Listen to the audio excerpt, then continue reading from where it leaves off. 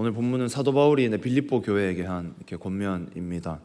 이렇게 당시 빌립보 교회에게 바울이 이런 권면을 하는 것을 볼 수가 있습니다. 3절 말씀을 보면 아무 일에든지 다툼이나 허영으로 하지 말고 오직 겸손한 마음으로 각각 자기보다 남을 낮게 여기고, 여기서 다툼이나 허영을 하지 말고 겸손한 마음을 가지라 라는 말을 볼 때 그 당시 빌립보 교회 안에 다툼이 있었구나, 허영이 있었구나, 또 겸손하지 못한 마음이 있었구나, 교만한 마음이 있었구나 라는 것을 우리가 알 수 있습니다.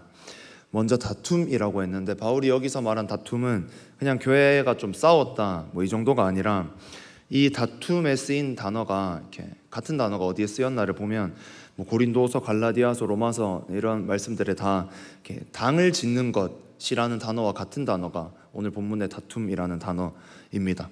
그래서 그걸 볼 때 당시 교인들이, 빌립보 교인들이 하나님의 영광, 또 교회를 위한 것, 하나님 나라를 위한 것이 아니라 내 뜻, 또 당시 파벌이 나눠져 있었는데 내 파벌의 주도권을 잡기 위해서 이기적인 마음을, 또 야망을 가지고 있었구나 라는 것을 우리가 알 수 있습니다.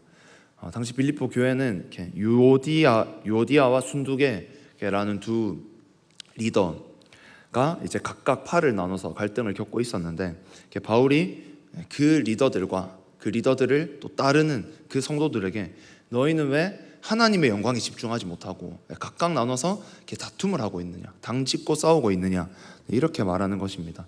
또 허영이라는 단어도 당시 빌립보 교회가 돈이 많아서 허영을 했다, 과소비를 했다 이런 뜻이 아니라, 이 허영이라는 단어를 보면 비어 있다라는 단어랑 영광이라는 단어가 합쳐진 단어입니다. 그래서 비어 있는 영광, 텅 비어 있는 영광, 이런 뜻인데, 이것을 볼 때 실체는 없으면서 정말 예수의 마음을 가지지는 않으면서 겉으로만 드러냈던, 또 로마 시민권자들이었기 때문에 나는 로마 시민권자야 라는 이 기득권 의식에 가득 차 있었고, 자신을 드러내고자 하는 자기의가 가득 차 있는, 예수의 마음은 없이 사람만을 보고 있는 그들의 모습을 보고 바울이 다툼이나 허영으로 하지 말라, 이렇게 말하고 있습니다.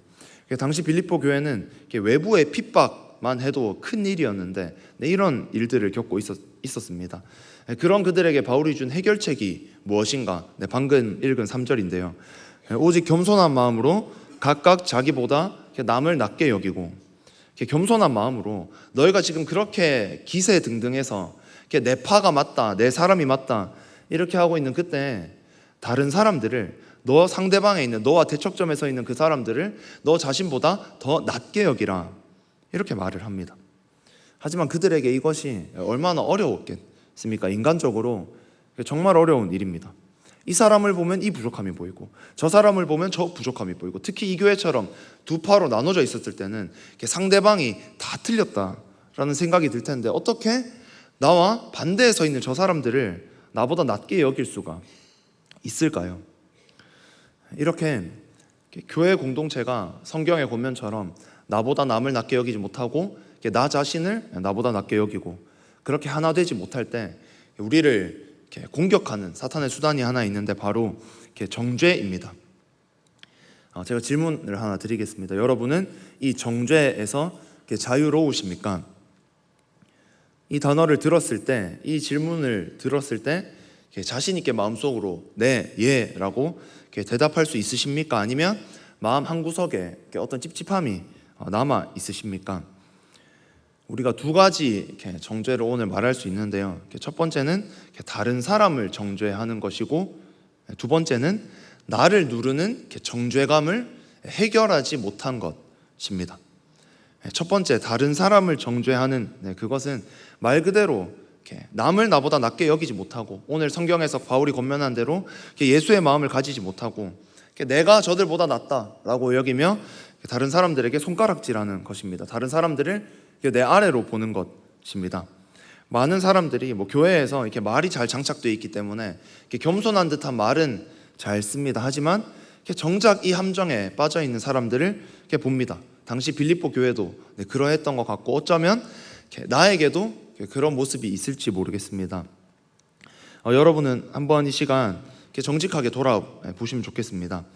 내가 볼 때 신앙생활 좀 잘 못하는 것 같은 사람, 또 어떤 점이 마음에 안 드는 사람, 저건 틀렸는데 라는 생각이 드는 사람, 또 믿음이 연약한 지체들, 나보다 나는 쉽게 지나가는 것들을 자주 넘어지는 지체들을 보면 어떤 생각이 마음속에 가장 먼저 탁 치고 올라오시나요? 지금 나를 한번 돌아봤더니 정직하게 그들의 머리 위에 올라서서 정죄하는 생각들과 그 말들이 먼저 올라오고 있다면, 오늘 본문이 말하는 것은 네가 가진 그것이 예수의 마음이 아니다, 너에게 가장 먼저 치고 올라오는 그 마음이 예수의 마음이 아니다 라는 것입니다. 만약 우리가 정말 예수님과 마음이 하나였다면, 오늘 찬양에서도 예수님의 마음을 담길 원한다라는 가사가 있었는데, 정말 그렇게 된다면 예수님이 가난한 자들을, 약한 자들을 진짜 그렇게 대하셨는가를 돌아보고 그렇지 않다라는 것을 알 수 있기 때문입니다. 또 두 번째 정죄는 나를 누르는 정죄감을 해결하지 못한 것인데, 근데 이것은 삶에서 제대로 살지 못해서 교회에 와서 죄책감이 가득한데, 내가 스스로 나를 정죄해서 나를 눌러버리거나, 또 다른 사람이 때로는 나를 정죄하는 말을 하는 것을 들었을 때, 혹은 진짜 그런 마음을 가진 것이 아닌데 그런 눈빛이나 내가 느끼기에 그런 생각이 들었을 때, 하나님이 주신 자유, 그것을 누리지 못하고 하나님을 직면하여서 해결받고 죄에서 자유롭게 되고, 하나님이 원하시는 것은 그 자유이고, 내가 아무리 연약한 모습이라 할지라도 예수님의 보혈을 의지하면서 하나님과 깊이 다시 한번 교제하고 회복하는 그 모습인데, 그 모습으로 돌아오지 못하고 회피하는 모습, 그것이 두 번째 정죄, 나를 누르는 정죄감을 해결하지 못한 것입니다. 이것 또한 하나님께서 기뻐하시는 모습이 아닙니다. 때로 누군가 진짜 나를 손가락질하고 정죄하고 있다고 할지라도 그것이 내가 하나님을 멀리할 합당한 이유가 되지는 않습니다. 내가 어떠한 모습일지라도, 어떤 상황에 놓여 있을지라도 복음으로 구원받은 자라면 나의 연약함을 정말 마음 아프지만 인정하고 하나님께 납작 엎드려야 합니다. 하지만 오늘 바울이 말한 남을 나보다 낮게 여기는 것, 이 두 가지 정죄감을 해결하는 것, 이것은 인간의 능력으로는 참 쉽지가 않습니다.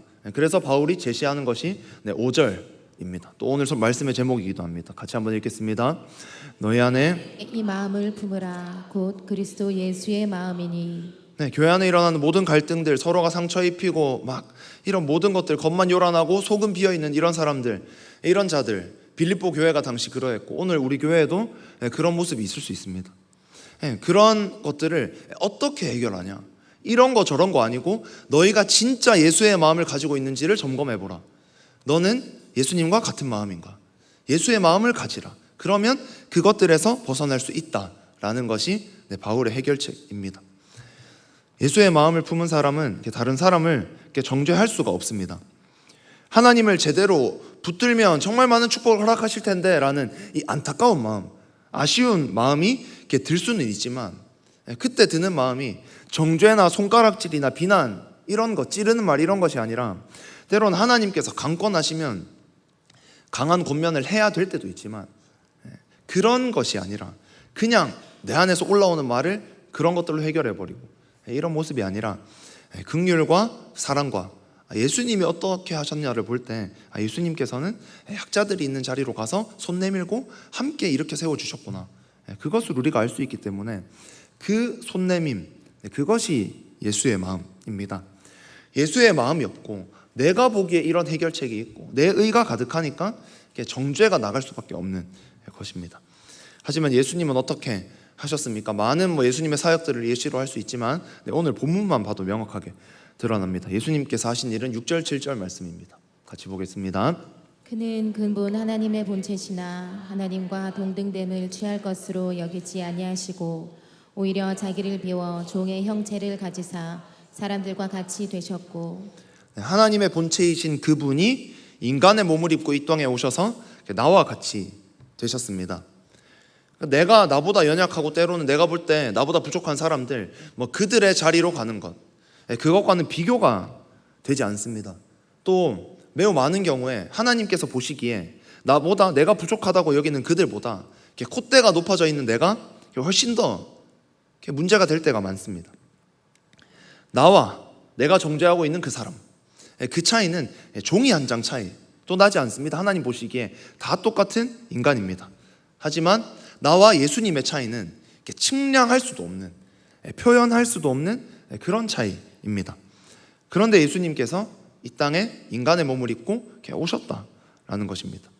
날 위해 이 땅에 오신 예수님, 이것을 예수님의 비하라고 하는데요. 예수님께서 이렇게 낮아지셨다라고 해서 그런 표현을 쓰는데요. 이 은혜를 알 때 내가 있는 곳에 찾아오시는 예수님, 다시 말해 복음을 제대로 경험한다면 또 한 번으로 멈추지 않고 계속 복음을 경험하고 이런 예배 자리에서 하나님을 만나고 예수의 마음을 다시 한번 채우고 이렇게 납작 엎드린, 십자가 앞에 납작 엎드린 삶을 살 때 우리는 결코 정죄, 다툼, 허영, 이런 것에 이용당하지 않습니다. 웨스트민스터 대소요리 문답에 보면 예수님의 이 비하를 5가지로 말을 하는데요.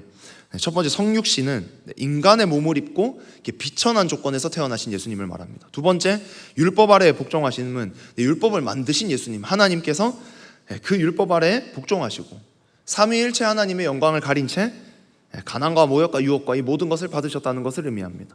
세 번째, 고난당하신 것은 세상의 비참함과 또 하나님의 진노, 또 십자가의 저주스러운 죽음을 예수님께서 견디셨습니다.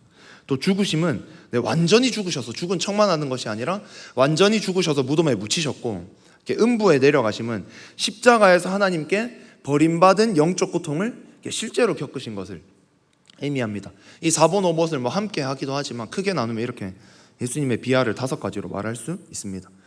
이렇게 스스로 비하당하시고 나에게 찾아오신 예수님, 이 예수님을 경험하여서 정말 자기 의가 아니라 예수의 마음을 장착할 수 있는 우리가 될 수 있기를 소망합니다.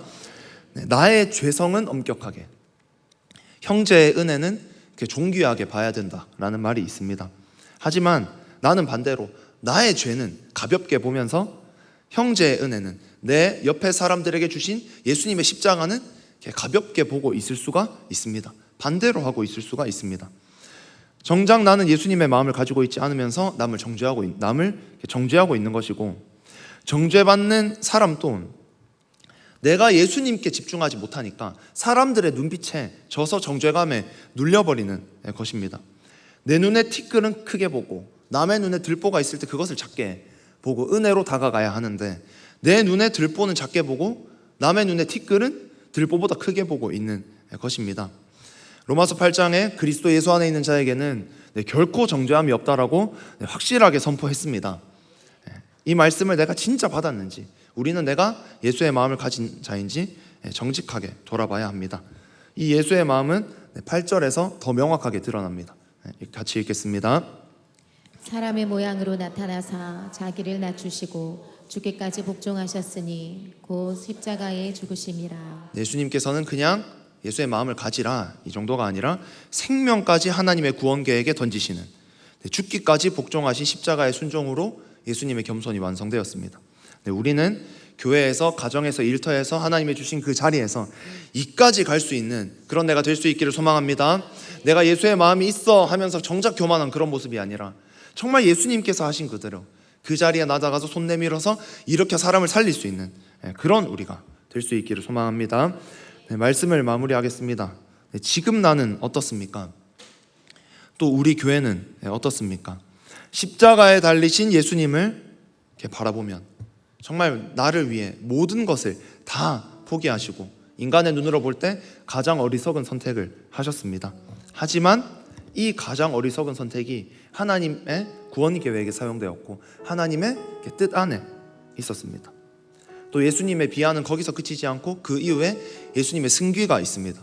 부활하시고 승천하시고 하나님 보좌 우편에 앉으시고 나중에 재림하셔서 또 심판대에서 우리를 평가하실 것입니다. 오늘 다시 십자가를 바라보는 새벽이 될 수 있기를 소망합니다. 예수의 마음으로 살기를 결단하십니까? 아니면 여전히 자기 의로 사시겠습니까? 모두가 예수의 마음을 가질 때 행복한 교회, 생명력이 넘치는 교회, 사람이 살아나는 교회, 상처가 치유되는 교회, 예수님이 기뻐하시는 교회가 될 줄 믿습니다. 다 같이 예수의 마음을 가지기를 같이 기도하겠습니다. 하나님, 이 시간